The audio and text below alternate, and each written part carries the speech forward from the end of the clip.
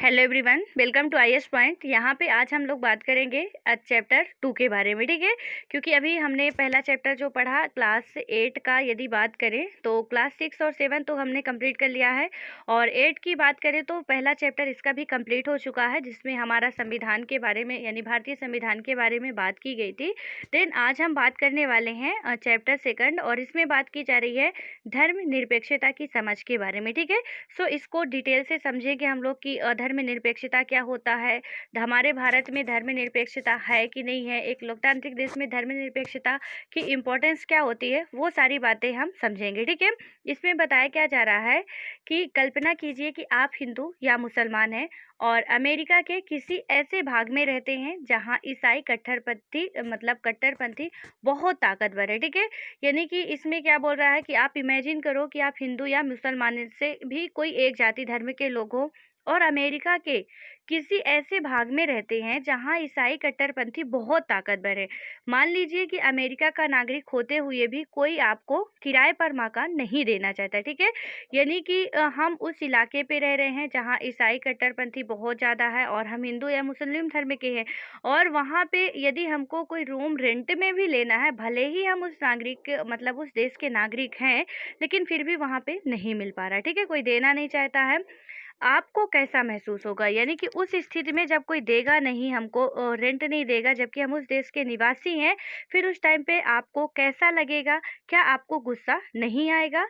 यानी कि क्या आप अपने में, बोल रहा है यहाँ पे राइटर, कि आप अपने में इमेजिन करो कि यदि आप उस जगह पे होते और हिंदू या मुस्लिम होते और ईसाई वर्ग के बीच में फंस जाते और आपके साथ ऐसा कुछ होता, तो क्या आपको बुरा नहीं लगता? अगर आप इस भेदभाव के खिलाफ शिकायत करें और जवाब में आपको कहा जाए कि यह देश तुम्हारा नहीं है, ठीक है। कि मतलब कि हम कहें, यदि कहीं जाते हैं सुप्रीम कोर्ट में या न्यायालय में, इसकी शिकायत करते हैं, वहां पे हमसे यदि कह दिया जाए कि ये देश तुम्हारा नहीं है, तुम भारत लौट जाओ, तो आपको कैसा लगेगा? क्या आपको बुरा नहीं लगेगा? यानी कि हम यहाँ पे एग्जाम्पल के लिए आप समझिए कि भारतीय मूल के निवासी हैं और हिंदू मुस्लिम है, वहाँ पे ईसाई धर्म जो चलता है, अब उसमें बोला जा रहा है हमसे नागरिकता भले ही प्राप्त है, ठीक है, क्योंकि विदेशियों को नागरिकता प्राप्त होती है। तो इसमें क्या होता है कि हमको नागरिकता भले ही प्राप्त है, लेकिन कह दिया जाता है कि तुम इस देश के नागरिक नहीं हो, तुम भारत लौट जाओ, ठीक है। उस टाइम पे कैसा फील होता है वो आप इमेजिन कर सकते हो कि कितना बुरा लगता सकता है, ठीक है। आपका यह गुस्सा दो रूप ले सकता है। एक हो सकता है कि आप प्रतिक्रिया में यह कहें कि जहां हिंदू और मुसलमानों की तादाद ज़्यादा है, वहां ईसाइयों के साथ भी इसी तरह का बर्ताव होना चाहिए, ठीक है। और दूसरा यह कहें कि यह बदला लेने वाली बात है, या फिर आप यह राय बना सकते हैं कि सबको इंसाफ मिलना चाहिए। यानी कि बदला लेने वाली राय में मतलब हो गया कि जैसे भारत हो गया, तो यहाँ पे हिंदू मतलब हिंदू मुस्लिम राज्य है, ठीक है, तो हिंदू मुस्लिम वर्ग समुदाय के लोग ज़्यादा रहते हैं। तो अब फिर यहाँ पे ऐसा होना चाहिए कि जो ईसाई रह रहे हैं, फारसी रह रहे हैं, सिख रह रहे हैं, फिर उनके धर्म को नज़रअंदाज कर दिया जाए, या तो उनको यहाँ से मार के भगा दिया जाए। तो ये तो खैर बदले की भावना हो गई। और दूसरा, उसी हम क्या कर सकते हैं यदि उस कंडीशन में होते, तो पहला तो ये कर सकते कि बदले की भावना। दूसरा क्या सोचते कि नहीं, हम सबको समान अधिकार मिलना चाहिए और ये हम सबका राइट्स है, और इसमें कोई भेदभाव नहीं होना चाहिए, ठीक है। इस सोच के आधार पर आप संघर्ष का रास्ता चुनकर इस बात के लिए आवाज उठा सकते हैं। यानी कि हम जो सेकंड नंबर की सोच है कि सबको समान अधिकार मिलना चाहिए, चाहे वो किसी भी जाति धर्म का लोग हो, तो या किसी भी देश में रह रहा हो, तो उसके खिलाफ फिर क्या कर सकते हो, आप आवाज उठा सकते हो कि धर्म और आस्था के आधार पर किसी के साथ भेदभाव नहीं होना चाहिए, ठीक है। यह सोच इस मान्यता पर आधारित है कि धर्म से संबंधित किसी भी तरह का वर्चस्व खत्म होना चाहिए। यही धर्मनिरपेक्षता का मूल मंत्र है। इस अध्याय में हम यही चर्चा करेंगे कि भारतीय संदर्भ में इसका अर्थ, मतलब कि इसका क्या अर्थ है। अभी तो खैर एग्जाम्पल, अमेरिका का एग्जाम्पल लेके यहाँ पे समझाया गया है कि यदि ऐसा कुछ होता है तो फिर हम क्या कर सकते हैं, और बिल्कुल सही बात है कि हमारे ऊपर भी यदि किसी भी तरह का भेदभाव किया जाता है, तो वहाँ पे दो कंडीशंस आती हैं। या तो हम सोचते हैं कि उसको मार गिराएंगे, मतलब कि यदि ये हमको नहीं उस जगह पे अपने यहाँ स्थान दे रहे हैं, तो जहाँ पे हिंदू या मुस्लिम राज्य है, वहाँ से भी इनको हटा देना चाहिए। बिल्कुल ज़ाहिर-सी बात है। और दूसरा हम सोचेंगे नहीं, इसमें सुधार करने लायक है और इसके लिए हमको आवाज़ उठाना चाहिए और हम संघर्ष करेंगे। ठीक है? तो दोनों ही रास्ते हैं और जो भी जिसको आसान लगता है, वो ज़रूर अपनाते हैं।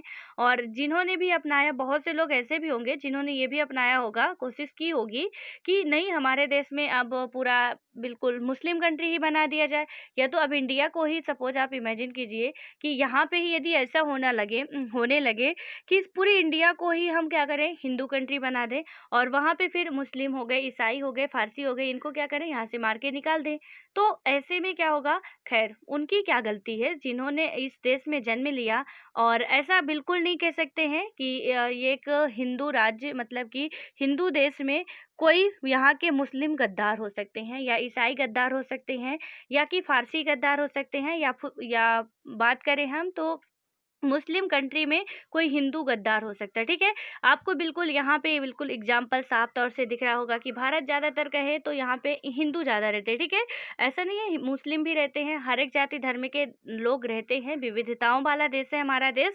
लेकिन यदि हिंदू धर्म की माना जाता है कि हिंदू धर्म ही ज़्यादा रहते हैं, तो यहाँ पे एपीजे अब्दुल कलाम जी कौन थे? एक मुस्लिम वर्ग से आते थे, लेकिन उन्होंने भारत के लिए इतना अच्छा काम किया कि लोग आज भी उनका नाम लेते हैं, ठीक है? तो ऐसा कुछ नहीं होता है, देशभक्ति सबके अंदर होती है। बस वो क्या होता है ना कि एक मछली ही पूरे तालाब के पानी को गंदा करती है, तो वही कंडीशन होती है जो लोगों के मन में ये भ्रांति भरी रहती है कि मुस्लिम ऐसा होता है या हिंदू ऐसा होता है या सिख ऐसा होता है, तो ऐसा कुछ भी नहीं होता है। उनमें से ये जो जितने मैंने वर्ग का नाम लिया, तो कुछ ही ऐसे लोग होते हैं जो कि ऐसा करते हैं और बदनाम सब हो जाते हैं, ठीक है? तो यहाँ पे हमको ये सब बैलेंस बना के चलना पड़ेगा कि हम किसी एक धर्म या किसी एक धर्म विशेष के या की बात करें तो किसी एक व्यक्ति के फॉलोवर ना बन जाएँ, ठीक है? बस मेरा कहने का मतलब यही है, हमको हर एक चीज़ को सोचना चाहिए, समझना चाहिए। हो सकता है कि आप में से कोई मुस्लिम भाई या बहन हो जो कि मुझे सुन रहे हों या कि कोई हिंदू हो या ईसाई हो या फ़ारसी हो, तो ऐसा कुछ भी नहीं होता है कि कोई गलत होता है, ठीक है? सब कोई अच्छे होते हैं, सबके अंदर एक ही सोच होती है। लेकिन यहाँ पे सिर्फ़ यही है कि कुछ लोगों की वजह से ऐसा कुछ भ्रांति लोग बना लेते हैं कि उसने ऐसा कर दिया, एक मुस्लिम ने दंगा किया तो बोलेंगे कि पूरा मुसलमान ही गंदे हैं, तो ऐसा कुछ भी नहीं होता, ठीक है? सब अच्छे होते हैं और अपने देश के प्रति सब वफ़ादार होते हैं। बस कुछ अपवाद हर जगह पे होते हैं, तो उनको यदि हम छोड़ दें तो। ये क्योंकि हाँ, चाहे वो हिंदू हो, क्या आप एक कह सकते हो कि हिंदू कंट्री में भी एक हिंदू मतलब ऐसा कुछ नहीं करते हैं, बिल्कुल करते हैं। और जब वो करते हैं तभी दूसरों को सह मिलती है। और इसलिए हम क्या, ऐसा बिल्कुल नहीं कह सकते ओपनली कि कोई भी मतलब गद्दार है या कोई भी, मतलब एक वर्ग को नहीं कह सकते, एक प्रॉपर इंसान को कहो आप जिसने ऐसा किया है। लेकिन हम ये कहें कि हमारे देश का हिंदू वर्ग गद्दार है या मुस्लिम वर्ग गद्दार है या की बात करें ईसाई वर्ग या सिख वर्ग, तो ऐसा कहना मुझे मेरे ख्याल से बिल्कुल पूरा गलत है, ठीक है? अब उसके बाद हम बात करते हैं, थोड़ा इसको स्टार्ट करने से पहले जो इसके कीवर्ड है उसको नोट कर लेते हैं, उसके बाद ही हम इसको स्टार्ट करेंगे क्योंकि कीवर्ड नोट करने का बहुत प्रॉफिट होता है, ठीक है? जब भी ये आते हैं तो हमको पता चलता है कि इसका मीनिंग क्या होगा। तो यहाँ पे आप लोग नोट्स और अपनी पेन ले लीजिएगा। और इसमें पहला पॉइंट है हमारा जोर ज़बरदस्ती, ठीक है? इसका मतलब क्या होता है कि किसी को कोई चीज़ करने के लिए मजबूर करना। इस अध्याय के संदर्भ में यह शब्द राज्य जैसी किसी कानूनी सत्ता द्वारा ताकत के इस्तेमाल से है। यानी कि जोर ज़बरदस्ती का मतलब यदि अपनी लाइफ में समझे तो किसी से क्या होता है, ज़बरदस्ती किसी काम को करवाना या मनवाना, ठीक है? लेकिन इसमें जो ये लेसन है हमारा धर्मनिरपेक्षता का, इसमें बताया गया है कि राज्य में जो भी कानूनी सत्ता द्वारा ताकत के इस्तेमाल से होता है कि किसी के पास सपोज़ यहाँ के कोई सीएम हैं आपके स्टेट के और वो क्या कर रहे हैं कि आपको अपने सत्ता के आधार पे ज़बरदस्ती कोई गलत काम करवाना चाह रहे हैं, ठीक है? तो वहाँ पे क्या, जो हम करना नहीं चाहते यानी कि हमारी इच्छा के अनुरूप जो काम कराया जाता है या की बात करें तो इच्छा जो हमारी नहीं होती है और उसको लोग कहते हैं कि मतलब बाध्य कर देते हैं कि नहीं, ये काम तुमको तुमको करना ही पड़ेगा। तो ये बोला जाएगा कि मेरे द्वारा आप पे ज़ोर ज़बरदस्ती की जा रही है, ठीक है? आपको पढ़ने का मन नहीं है और हम ज़बरदस्ती कह रहे हैं नहीं पढ़ना ही है, पढ़ना ही है, आप पढ़ो ही। तो वहाँ पे क्या होगा कि मैं आपके साथ क्या कर रही हूँ, ज़ोर ज़बरदस्ती कर रही हूँ कि जिसमें आपकी बिल्कुल इच्छा नहीं है और मैं आपको बोल रही हूँ कि नहीं इसको करो ही, करो ही। तो ये क्या हो गई, हमारी ज़ोर ज़बरदस्ती हो गई, ठीक है? उसके बाद आता है व्याख्या की स्वतंत्रता। तो व्याख्या की स्वतंत्रता का यहाँ मतलब क्या होता है कि सभी व्यक्तियों को अपने हिसाब से चीज़ों को समझने की छूट होती है। यानी कि जितने भी व्यक्ति हैं, चाहे वो भारत के हों, देश के हों, विदेश के हों, हर एक व्यक्ति को जो पृथ्वी पे जन्म लिया है, ठीक है? चाहे वो फिर मतलब बात करें तो जनजातीय वर्ग के हों या कि किसी पूरे पृथ्वी की बात करें तो पृथ्वी में पूरा देश आ जाए, पूरा विश्व आता है, ठीक है? तो सभी व्यक्तियों को अपने हिसाब से चीज़ों को समझने की छूट होती है। इस अध्याय में व्याख्या की स्वतंत्रता का मतलब है कि हर एक व्यक्ति अपने धर्म की समझ और अर्थ खुद तय कर सकता है, ठीक है? यानी कि यहाँ पे खैर धर्म निरपेक्षता के बारे में पढ़ रहे हैं। तो इस अध्याय में यदि बात करें तो व्याख्या की स्वतंत्रता का मतलब है कि कोई भी व्यक्ति, चाहे हम हो या आप हो, किसी भी वर्ग समुदाय के हों, हम अपने धर्म की समझ अपने से खुद उसका अर्थ बना सकते हैं, खुद उसका अर्थ तय कर सकते हैं कि क्या कैसे होगा, क्या हमको मानना है, क्या नहीं मानना है, वो हम लोग क्या कर सकते हैं, अपने से खुद तय कर सकते हैं, ठीक है? हालाँकि यहाँ पे यदि हम अपनी लाइफ़ में लें, तो चाहे कोई भी बात हो, ठीक है? जैसे मैं पढ़ा रही हूँ, मैं कुछ अलग तरीके से समझा रही हूँ, आपको कुछ अलग तरीके से यही पॉइंट आप सपोज़ मैं एक खेल का एग्ज़ाम्पल दे रही हूँ, वहीं पे आप किसी और का एग्ज़ाम्पल उसी जगह पे सेट करके बना सकते हो, तो वहाँ पे वो आपकी समझ के अकॉर्डिंग होगा कि आपने उसको ऐसा किया, ठीक है? तो यहाँ पे वही बताना चाह रहा है कि व्याख्या की स्वतंत्रता हर एक व्यक्ति को होती है। उसके बाद हमारा तीसरा आता है हस्तक्षेप, ठीक है? हस्तक्षेप का मतलब मेन रूप से क्या होता है कि प्रस्तुत अध्याय में इसका मतलब है संविधान के सिद्धांतों के अनुकूल किसी मामले को प्रभावित करने के लिए राज्य की ओर से होने वाला प्रयास, ठीक है?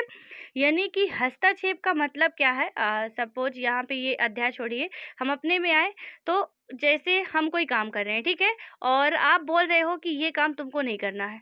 अब मेरा मन है मैं ये काम करूँ, बीच में आपने हस्तक्षेप कर दिया कि नहीं ये काम नहीं करना है।